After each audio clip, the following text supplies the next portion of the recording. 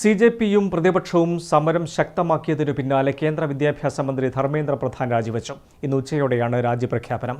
പ്രധാനമന്ത്രി നരേന്ദ്രമോദിക്കാണ് രാജിക്കത്ത് നൽകിയത്. നീറ്റ് ക്രമക്കേടും ചോദ്യപേപ്പർ ചോർച്ചയും അടക്കം ഉന്നയിച്ചുള്ള 36 ദിവസത്തെ പ്രതിഷേധത്തിനൊടുവിലാണ് കേന്ദ്ര വിദ്യാഭ്യാസ മന്ത്രി ധർമ്മേന്ദ്ര പ്രധാൻ രാജിവെച്ചത്. പ്രധാനമന്ത്രി നരേന്ദ്രമോദിക്കാണ് രാജിക്കത്ത് കൈമാറിയത്. വിദ്യാർത്ഥി പ്രക്ഷോഭം അവസാനിപ്പിക്കാൻ സർക്കാരും കോക്രോച്ച് ജനതാ പാർട്ടി നേതാക്കളും വെള്ളിയാഴ്ച ചർച്ച നടത്തിയിരുന്നു. എന്നാൽ ധർമ്മേന്ദ്ര പ്രധാന്റെ രാജിയിൽ വിട്ടുവീഴ്ചയില്ലെന്ന ഉറച്ച നിലപാടിലായിരുന്നു CJP പ്രതിഷേധം പല സംസ്ഥാനങ്ങളിലേക്കും വ്യാപിച്ചതോടെ കാര്യങ്ങൾ കേന്ദ്ര സർക്കാരിന്റെ കൈവിട്ടുപോയി. ധർമ്മേന്ദ്ര പ്രധാൻ രാജിവെച്ചില്ലെങ്കിൽ ഡൽഹി സമരക്കാരെ കൊണ്ട് നിറയുമെന്നും ആവശ്യങ്ങളിൽ നിന്ന് പിന്നോട്ടില്ലെന്നും സമരക്കാർ മുന്നറിയിപ്പ് നൽകി.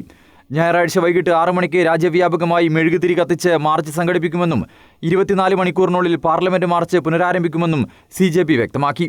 പിന്നാലെയാണ് ധർമ്മേന്ദ്ര പ്രധാൻ രാജിവെച്ചത്. രാജ്യപ്രഖ്യാപനം വന്നതോടെ ജന്തർ മന്ദിറിൽ ഉൾപ്പെടെ വൻ ആഘോഷ പ്രകടനങ്ങളാണ് നടക്കുന്നത്.